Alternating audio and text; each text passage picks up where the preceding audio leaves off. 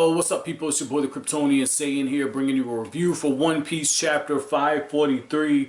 Somebody explain to me what the hell is going on with my dude Sanji, okay? Because Sanji is being chased around, running, and this is on the cover page. And in the background, because he's got this one of these drag dudes, right? There's this picture, and it looks like Ivankov. Like, I'm fairly certain that was Ivanko's photo. And it's like, I guess these are the disciples of him. And it's so hilarious because the guy chasing him, you know, he's dressed up in the drag, doing everything. And he's got this fishnet. And it looks like he's trying to capture Sanji. And I'm like, are they about to turn Sanji out? Like, that, I don't know why. That was like my first question. I'm like, they're getting ready to turn Sanji out, because I held off on saying this because, you know, I have to walk like a little tiptoe line and everything because all this crazy stuff that's going on right now with YouTube. But when I saw Ivankov, and I'm like, okay, he's a man, he's dressing up like a woman, he's in a prison. Is Oda trying to reference some stuff that goes on in prisons, you know? And so I figured, I'll wait and see a little more with the character interactions. But now that we have a chapter where Ivankov literally transforms himself, and I know it's the hormone fruit that he's got, but he transforms himself from a man to a woman, and, you know, all voluptuous and everything. And I'm like, Oda has to be implying that I wasn't crazy. And the fact that he can do this, it lets me know, like, that's what's going on, man. That's what's going on at this point. So I thought that was pretty interesting. And it makes me wonder what's going to happen to Sanji. Is Sanji about to get turned out? Is Sanji about to get some special dishes prepared for him, okay? Some custom-made dishes. But with that being said, man, this chapter doesn't let go. It continues to put its foot on the gas. And what I thought was really interesting about this chapter is, in the end, you have Luffy recalling the first time he meets Blackbeard. He's like, some dreams, they never die. And then he has the former empress of the Amazon island, okay? I think it's Amazon Lily. I should remember that because it wasn't that far ago. But the former empress, you know, the old lady that Boa Hancock was just knocking all over the place. She says, somebody named Blackbeard captured Fire Fist Ace. And Blackbeard says, oh, Straw Hat Luffy, long time no see. And Luffy goes from, you're that guy on Jaya, to his fist is balled up, and he's getting right in his face. And Blackbeard, now I see why my buddy told me I'm going to love Blackbeard, okay? And he told me Blackbeard and Doflamingo, those were like the names I knew coming into this. But now I see why, okay? Because Blackbeard doesn't even hesitate. He's like, Straw Hat Luffy, long time no see, man. You shouldn't hang around in a place like this. I'm like, did he come to help out Luffy? What the hell? Completely throws me for a loop. He says, your brother's about to lose his head. Don't you care? Oh, that, like, this is why I love what he did here, right? Blackbeard, there's buttons that you push on people, right? Like, you have the fight, and then you have the psychological fight. If Luffy was level-headed before, saying something like that is a one-way trip to getting Luffy to go from 0 to 30. There's no in between at this point. Luffy's getting ready to kick some ass now.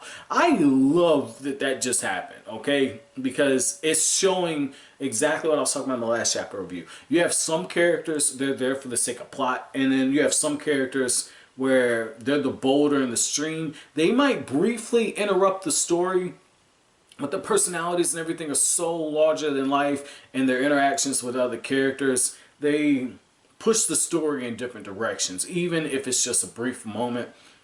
That's what's happening here. Obviously, Blackbeard needs to be there for the sake of the story. No shit. Every character is there for the sake of the story. But think about it like this. Luffy busting his way through Impel Down. Busting his way through Impel Down. And really on people he should be fighting are the Underwarden, who Luffy completely cucked in this chapter, and Magellan. Like that should be it. You know, you have the obstacle, the main villain for this arc, Magellan, and then you have the villain's helpers. That should be the gauntlet Luffy runs. Blackbeard is the wild card. He just shows up out of nowhere. And it's like Luffy, his descent into hell is continuing because he's meeting the person who jump-started all this when he captured Ace. So I thought that that was pretty cool how Oda just threw that wrench in there. Very beautiful. And one of the things I've noticed about Oda is whenever I start going like, oh, I wonder if he's doing this, you know, a really good writer would kind of take this approach. Oda literally like in the next 3 to 4 chapters does something that I'm not necessarily expecting that event because I don't know what's going to happen, but he's taking a page from the playbook and it's just like, oh, this would be a good time to raise the stakes and raise the tension. I wonder how he's going to do this. And then he turns around and does something. So I thought that was pretty cool just to kind of see that. And what's also interesting about this chapter is you have different moments where when you have the former head jailer, he shows up and I'm guessing Blackbeard took this dude out like it's nothing. But at the same time, what makes me wonder is the fact that since this is all in the same chapter and Oda isn't a fast-paced writer, like if this was Hiro Mashima, I could see it happening off panel. If this was Kubo, I could see it because Kubo had this tendency to jump from epic fight to another epic fight to an even more epic fight than just go right back to the first one you get to and it's just like, oh wow, it's over. Oda doesn't really do that. You know, Oda takes his time and fleshes things out. And what I thought was interesting is if you go back and you look at the panels from when Luffy starts fighting the Underwarden, there's clearly some time that's progressed. So what I'm really curious about is, did the head jailer and Blackbeard work out some type of deal? I could see that because look at it from this perspective, from a character perspective, right? A very average, boring writer wouldn't go this route. Yet Oda's shown that he'll push the envelope at times. And what I'm looking at with the head jailer is he's already said, like Magellan, you're not going to just have me work for you and then throw me back into the cell, are you? This guy's on level 6 for a reason. Like, this guy is going to be a problem.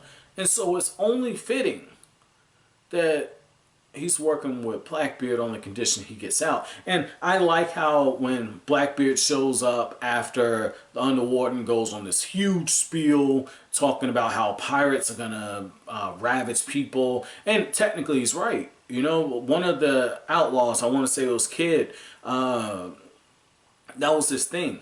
His bounty was so high because he pillaged villages and just did like the absolute worst. Like, that makes sense. Most pirates are like that. Luffy, like I said, Luffy and his band of misfits, they're the outlier. And you know, man, I'm guessing Oda has them behaving that way because once Luffy becomes king of the pirates, being a pirate is going to be more about friendship and having fun and drinking and partying and singing and all this other stuff. Like, they're outliers. They're literally like his father. They're working for a change. Luffy just doesn't realize it at this point. So I'm going to be really interested to see how the Underwarden's opinion on Luffy changes. But as of right now, Blackbeard shows up, basically shoves his foot on the back of this dude's head after using his devil fruit ability and says, look, we're pirates. Did you really expect us not to betray you? And I thought that that was key because behind the Underwarden, you have all of these men with these bazookas. Blackbeard and his crew completely wipe them out. Just 5 people. You know, all of them are super OP. And I love the fact that Oda is setting that up because Luffy right away is fighting against Blackbeard. That's probably going to happen in the next chapter. And then you got Magellan coming down. And I'm wondering if it's going to be Magellan versus the former head jailer. That will be interesting to kind of see that. But I was kind of hoping, since Blackbeard was there, that we'd see the fights line up in this way, right? I know Oda typically does, like, Luffy getting a rematch against whoever he fought. That's typically been the pattern, right? You know, he fights him the first time, loses, fights him the second time, and he gets his, you know, hands on him. In case of Crocodile, it took him a few times. But since Luffy's got so many powerful allies with him, I was wondering, I was like, well, maybe we could see Ivankov and maybe Crocodile and Mr. 2 join up and fight against Magellan. I thought that'd be pretty cool because those were really strong guys, especially at Ivankov. I mean, this dude was running with Luffy's father, so you know he's super strong. And that would give Luffy the opportunity to fight Blackbeard. I thought that that would be a beautiful way to kind of go about it because it would break the trend of Luffy getting the rematches, and it makes sense given the fact that his brother's about to be executed. So I thought that maybe that's where it was going, and it looks like it might go that way, but the wrench that got thrown into my theory, right, is you have Ivankov fighting against one of the chick with the whip, man, one of the chief jailers. So that's going to be interesting just to see how Oda sets these dynamic matchups up. But my chapter question to you guys is, what did you think about the Underwarden's speech? But as always, guys, if you like anything I had to say, don't forget to comment, rate, subscribe, share. Thank you so much for watching in the video, guys. Have an awesome day.